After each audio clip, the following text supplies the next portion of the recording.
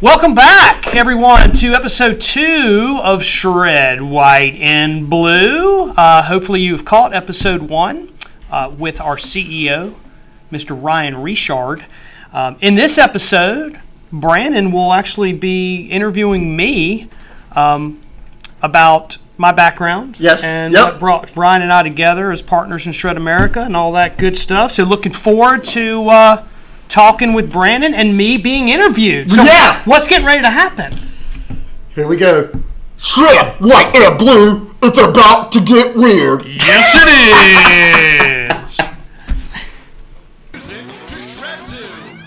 I don't want to shred your bed tonight.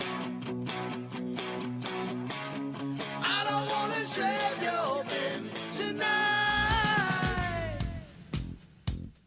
Another bin full of dust. Another bin full of dust.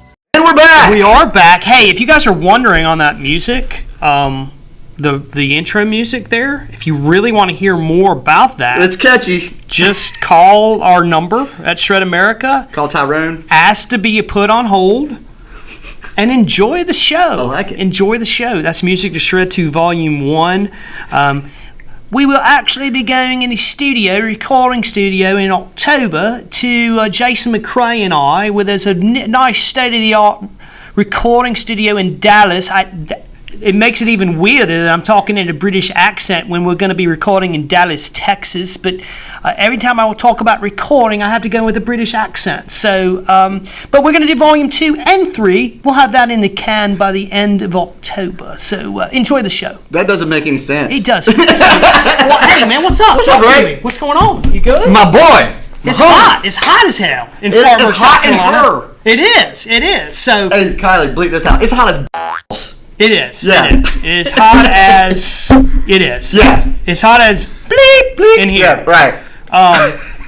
Hey, what you got going on this afternoon? You got some interesting going on at the house today. Yes. Later today. My youngest daughter is on the JV cheerleading squad, and I'll be blessed to have about 10 to 15 preteens at my house in my damn pool talking about TikTok and hell, I don't know, maybe some pizza or maybe vegetarian. I don't even know what kids eat today. You know, they got peanut allergies or something. Yeah, they don't do fruit roll-ups anymore.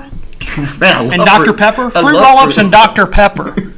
That and Zima and Yeah. Hey, good thing your daughters look like Stacey Dawn. Yes, thank God. Yes, that is.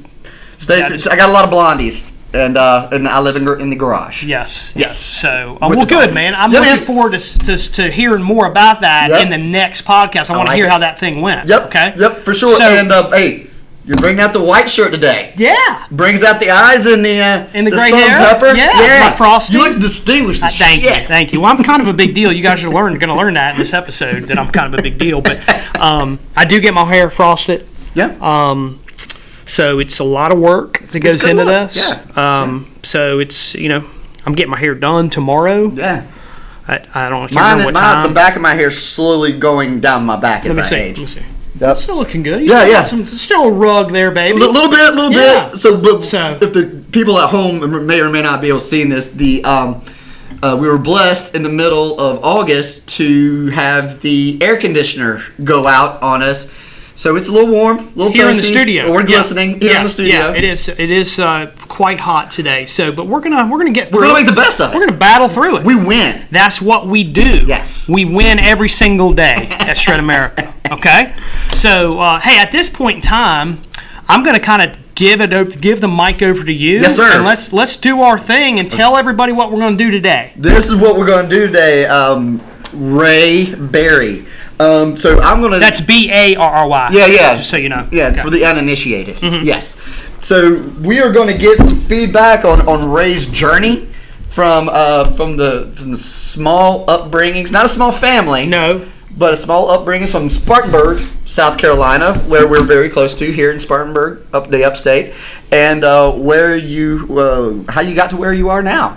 Right? So tell me a little bit about your family growing up here in Spartanburg. I will. Thank you, man. you're I welcome. appreciate it. All right. So I was born in Spartanburg, otherwise known as Sparkle City. Yep. Youngest of 6 kids. Big Irish Catholic Baptist. family. Go Catholic. Yeah, Yep. close, very I was close. way off. Big Irish Catholic family. Parents were from New Jersey. All my brothers and sisters were born in New Jersey. So naturally, I grew up a Yankee fan in the heart of South Carolina. That's weird. It is. I like the Braves too. But anyway, Whatever. so my dad was an FBI agent. Mom was Gangster. Yeah, well, he hunted gangsters. Oh, yeah. the opposite. A lot of gangsters in Spartanburg, South Carolina. So he stayed busy. Yeah, lock your doors. Interesting stories with him, of course. Went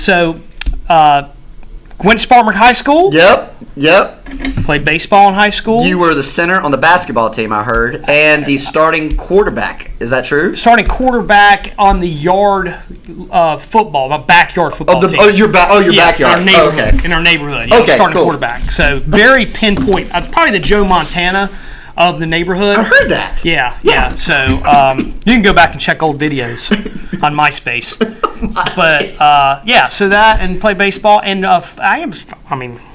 as a kid, I'm 6-time champion of church league basketball. You are. Yeah, St. Paul's Catholic. You hoop it up kind of like Adam Sandler and like LeBron James. You're Yeah, kinda like I still hoop it up. You do. I do. You're I gonna pull break a muscle. a hip. Yeah, I pull a muscle every damn time I play. But and I get home and Christy goes, "I don't want to hear it. Don't even look at me. I don't want to hear it." Because every time I come home, I go, "I feel like I'm having a stroke." Yep. So, but anyway, Christy, the ice pack. Get the ice pack. Yeah. And the heat pad. Yeah, she doesn't. She totally It's ignores been me. gay. Yes. So, how about Flexol? Hello. Joe Namath just came. Flexol. Okay. Anyway, so Spartanburg, South Carolina.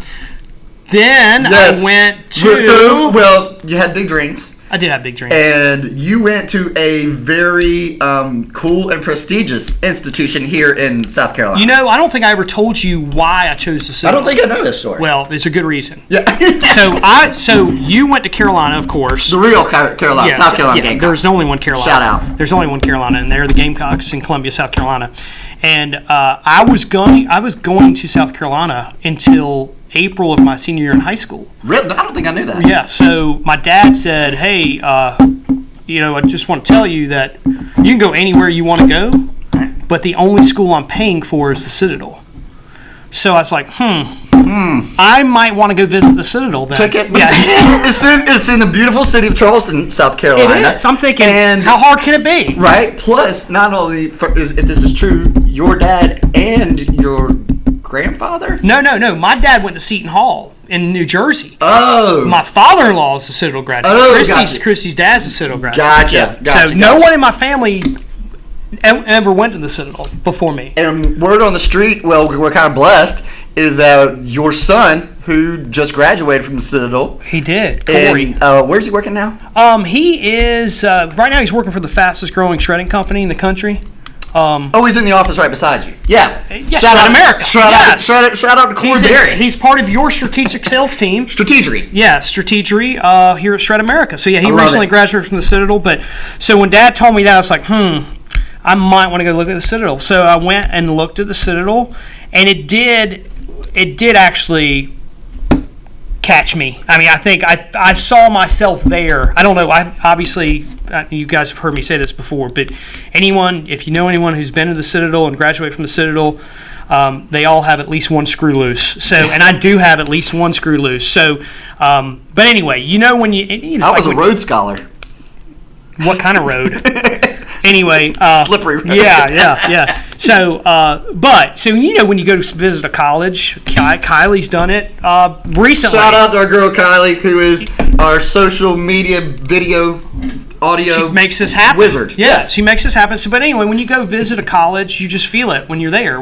I see myself there, and I don't know what I was thinking, but I saw myself going to the Citadel. So, and I'm glad. You're gonna have to edit this. And we're back. Okay. Sorry, technical difficulties. That's but all we're right. good. That's all right. So I went to the Citadel. Yep. I'm glad I went.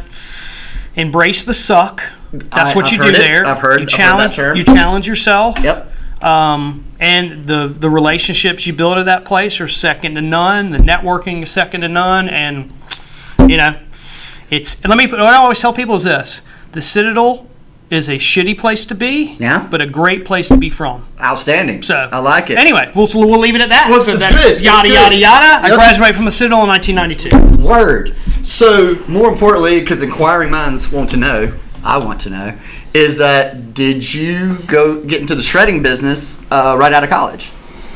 I did not. Back when I graduated, it was pretty bad recession economy back then in '92. You were working at Eckerd as a pharmacist, a street pharmacist from Eckerd? I was on the street. Okay. Yes, a pharmacist. No, I don't want to call it Eckerd. No. But I was able to find an inside sales job, which my first foray into sales was this inside sales job in a material handling. It was called OEC Fluid Handling. They're still open in Spartanburg. Great people. Yeah. Great people own Are they a sponsor the business. They are not. I don't even know if they're Shred America customer, but damn it, they should be since I just plugged them on this worldwide headquarters of the podcast. Good call. So we'll be getting a phone call from us about your sure shred. We will. But yeah, worked there, Yep. inside sales, kind of cut my teeth there. And then I went to work at Ryder in kind of an inside sales position at Ryder, like Penske, like truck leasing, truck rental. RYDER. Yes, back then the slogan was "It's Ryder or it's wrong." Oh, yeah. So the spokesman was from Spartanburg. it sure sounded like it. So worked at Ryder and was in sales. Well, that was at inside sales or outside Inside sales, and then I got into outside sales there. Okay. And so that kind of got me roundabout way into shredding because I called on a company that had just started in the paper shredding business in Spartanburg, South Carolina, late 90s, called Shred First. They became a client of mine. Got to know those guys pretty well. Two guys from Wofford that started that business. And Wofford's a college in Spartanburg. Good school. Good school. Really good school. Really hard academically. Not as good as I did not get into Wofford. No, I didn't. I don't think I applied. I knew better. I knew better, good call. but not as good a school as the Citadel. Just so if you're keeping score at home, just throwing that out there. You'll keep us reminded. Yeah, I will. But anyway, these guys started the shredding business. I got to know them, and then they became a client of mine, and then they pretty much were recruiting me to head up their sales because they didn't really have a sales program in place, and I was still learning sales. I mean, I was how old, seriously, how old were you? I mean, at that point in time, I'm 28, maybe 28, 29 years old. So you're 74 now. No, I'm not. That's I am not. I graduated in 92. Yeah. You guys can do the math on that. Do it. Yeah. Go, get your calculators out now. Anyway, so I met these guys, and they were growing their shredding business, and they needed someone to head up sales. So I felt like I could put my personal stamp on something there. So let's for the people at home, like did you because you did a lot of self-taught type of stuff, when you were first getting out there. Did you read sales books? Did you go to Zig Ziglar, see anything to build your sales acumen? Great question, Big Swerve. Yeah. Yes, I think in sales or really in any kind of business, if whatever you're doing, you got to consistently get better every single day. So nowadays you can listen to podcasts to help get better.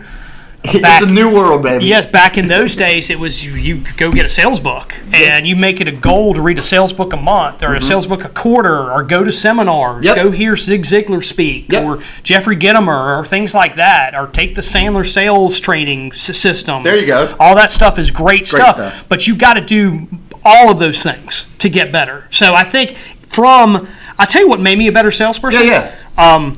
When our son was born, I mean, damn, I'm not just depending. I got a mouth to feed. Yeah, there's no better incentive to increase your work ethic than when you've got kids. When you reproduce. Yeah, absolutely. Exactly. I became a much better salesperson when my son was born. We call that a call to action. Yes, exactly. So anyway, I made it a point to get better, and I've been a student of sales since my mid-20s. Still read books all the time. Still learning. Yeah. Yep. I mean, it's lifelong learning. Yes. So anyway, that's cool. Good question. Yes, definitely read sales books, listen to podcasts, get better, make those commute times productive. Yes. Yeah. So tell me a little bit more about Shred First. Yeah. So you started there when you were in your 20s? I think I was 29, and they were just kind of getting going. I started there in September of 2000. They had started the business at the end of 97. Okay. and had a good thing going there. They were growing, but they didn't really have a sales program. Right. So I was able to kind of come in, take the sales ball and run with it, really, and build a sales team. That's cool. And so that's how I felt, putting your personal stamp on something. There's a kind of a life lesson in there for youngsters out there that sometimes you got to take a step back to go a mile forward. Mm-hmm. And before I was in the shredding business, I was in the employee leasing business for a couple years, like PEO. People know what that is. They call that trafficking, human trafficking. That's a disclaimer. We do not traffic humans. Yes, we'll have to edit that out.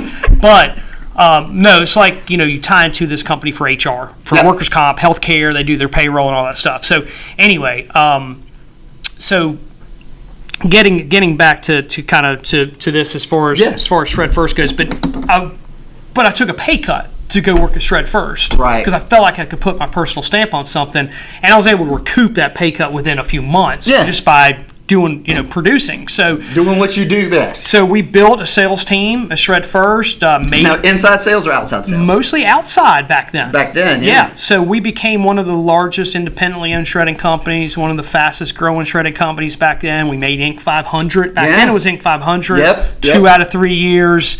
A lot of that had to do with HIPAA and FACTA being enacted, regulations and things like that.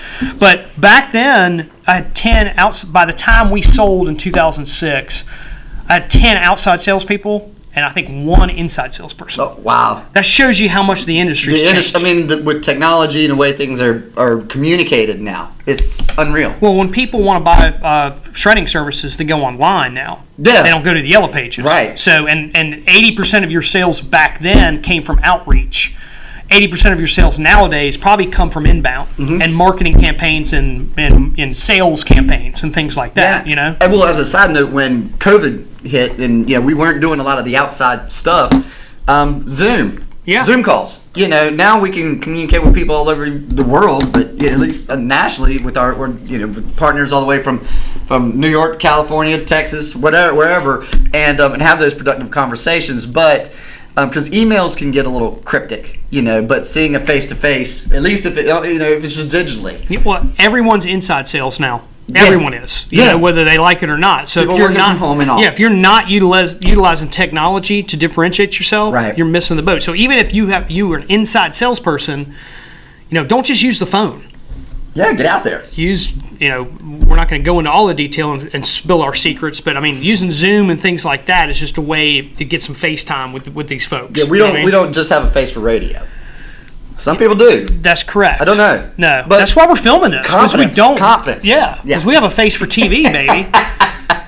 But so anyway, so Shred First, great experience. Yep. So you had Shred First, and then you started a consulting gig. Yeah. So why we still had Shred First? I want to say in 2003, late 2003, 2004.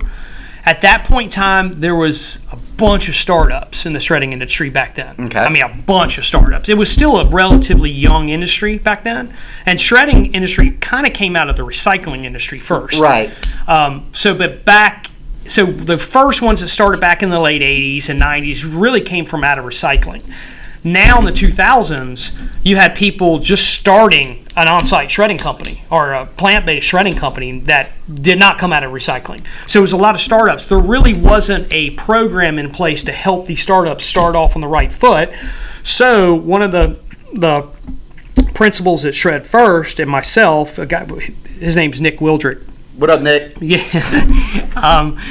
Eccentric guy, but anyway, good guy, Wofford boy. But so we started doing what's called Shred School, right? And so we came up with this program to help startups, non-competitive startups. Well, you found a niche because people they're throwing their personal information in the trash can or in a lake or burning it. Yeah. And there was a much easier way. You kind of found that out. It only took 2,000 years. But. Well, but also when those guys started Shred First, there wasn't like a formal program to help startups. Correct. So we started one in 2003, 2004, Shred School, and we only did like maybe 2 or 3 a year. And people would come and spend time with us. We actually started by people coming to visit us for like 3 days, riding on the truck, spending time with the sales team, stuff like that. It was kind of just coming in and one-on-one type stuff. So in that, as our beautiful audience, our shred heads out there in the world, you were known as the dean, or the founder, or as I like to call you, Ray, the Barracuda Berry. That's correct. Is that accurate? Yes, Barracuda is more recent. Okay. Yes. But yes, when we started the shred school, people started calling me the dean. Mm-hmm. But yeah, and shred school now is owned by I Sigma NADE. Right. Correct. But I still teach shred schools. You're a giver. I am a giver. I like to transfer knowledge, really. So, I mean, so what has happened with shred school, though, is back then, that was all startups. It's still going today in 2022, and how the industry's matured. Back then, 95% of the people in the audience when we do shred schools back in the mid-2000s were all owner-operators starting a business. Okay. Now, you've got, 50% of them are owners. The other 50% are staff, onboarding. It's become an onboarding program for people in the industry. So that's awesome. I'm fortunate enough to still teach those on behalf of NADE because, obviously, I have a real job now, or a day job. Well, I would help you, but I'm not allowed out of South Carolina. That's true. That is we'll correct. Go into that later. Yeah, we will go into that later. So anyway, that's Shred School evolved. We sold Shred First in August of 2006. So after that, I just basically did consulting full time. Within the industry. Right. So I met a lot of folks. So how long were you run your consulting business doing this? From 2006 to 2013. And then what happened?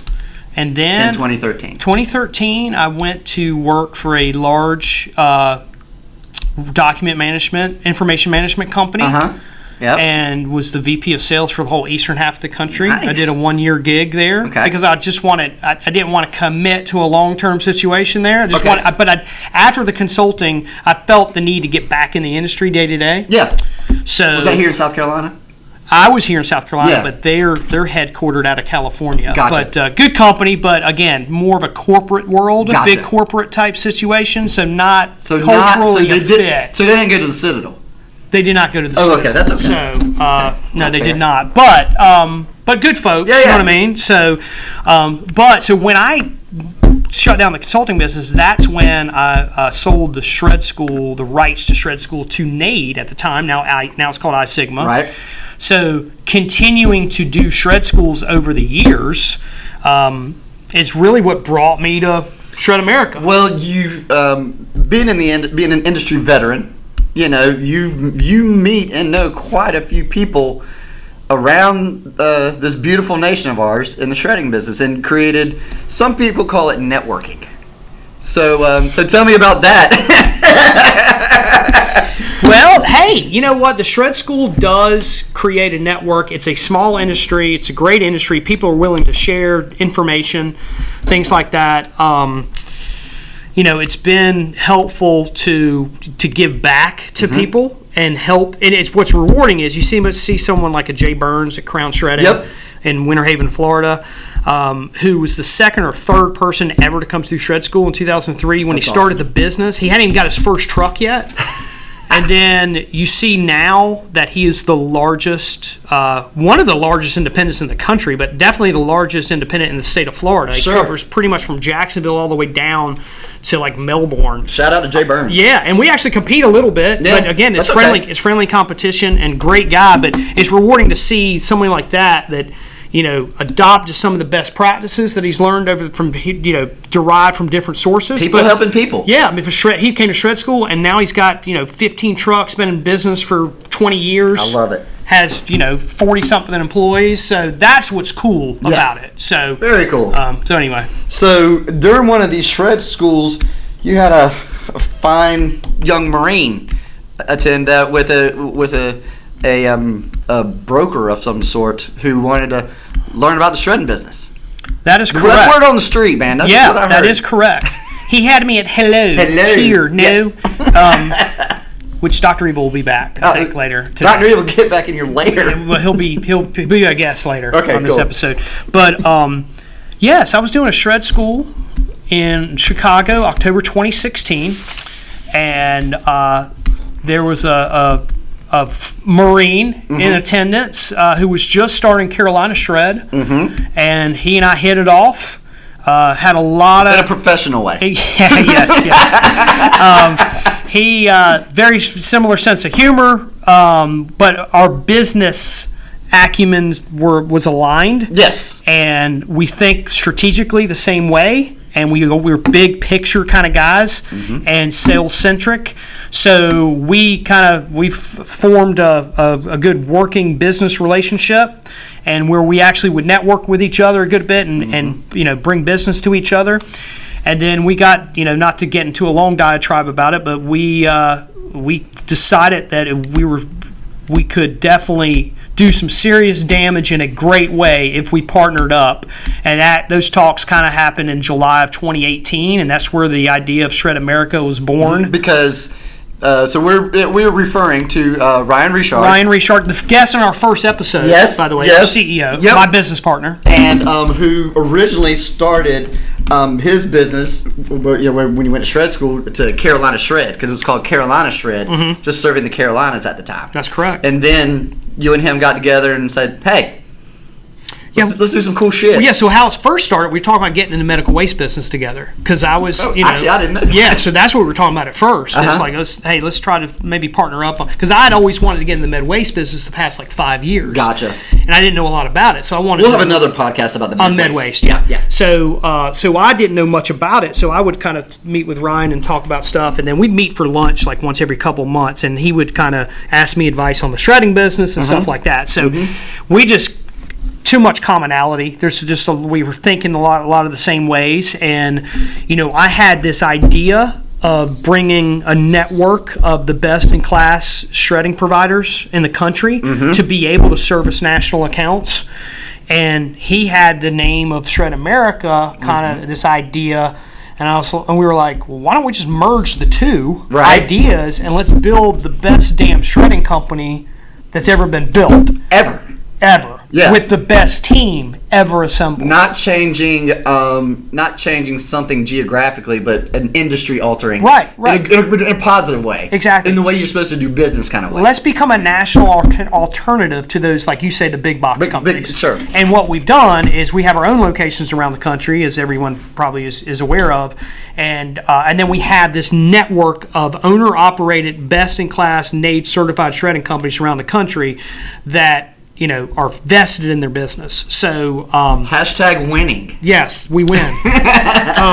So I'm proud of what was accomplished in the Shred First days, and that's up to this point. That was a career highlight, and no disrespect to the people that we worked with at Shred First, but the Shred America team, the all-star team we've built, you included, blows any team away that I've been a part of. So we get to do cool stuff like this. Yeah, man. Fun. Yeah. And we do our videos. Share the love. Share the love. So that's hashtag Shred America TV. So that's how Shred America. How it happened. Yep. I think I'm allowed to say this. I'm happy to say that you're pregnant. I'm not, and neither is Christy. Hello. If not, that'll be another podcast. Sorry, on the self-improvement tab on podcast. Anyway, so Shred First made Inc. 500 2 out of 3 years, right? Correct. 2003 and 2005, I think it was. Again, we have the Shred America growth has surpassed that Shred First growth in half the time. So we have just found out, we don't know what number we are yet, but that we are in the Inc. 5000 as one of the fastest growing companies in the country. Big shout out to our network and to the winning awesome squad that is Shred America. That represents us, the guys that are doing behind the doors and the guys that are running the shred trucks. Good stuff, man. Yeah. And our clients, right? Dude, so I love them to death. That give us those 5-star Google reviews. Yep, absolutely. So, well, kind of wrapping up a little bit. What for the people out there, what has been the best due to our backgrounds in sales? What is the best sales advice that you've picked up or that you've received in your tenure? Okay. Well, I think you're going to talk about in the next podcast maybe how important follow-up is, right? Yes. So we'll hit that then. Okay. So that's part of it. But I think there's a few things. People want to do business with folks they know, like, and trust. And likability is key. So how do you increase your likability factor without being full of it and not without being manipulative? I think you got to be real. Right. You've got to increase your likability factor. But I think some of the best advice I've ever received is most sales are made emotionally, or most buying decisions are made emotionally and then justified logically. So you've got to think, when you're thinking about building rapport and commonality with a prospect, is how can I emotionally connect with this person? Right. Okay, so you don't necessarily have to be the cheapest. Right. In fact, you don't. In our industry, we are not the cheapest. No. I mean, we are not. And most there's a reason for that. Yeah, and most of your best companies in any industry are not the cheapest. A MacBook is not cheaper than a PC. So people still buy them. So there's an emotional connection. They're Mac people out there, so they feel emotionally connected to it. So this computer's a Mac. It is. So what up, Kylie? Yeah. And Mac did not pay for this spot, this advertisement. No. So emotionally connect, and remember that most buying decisions are made emotionally and then justified logically. So where'd you pick that up from? Gandhi, Mother Teresa, Jesus. You know what?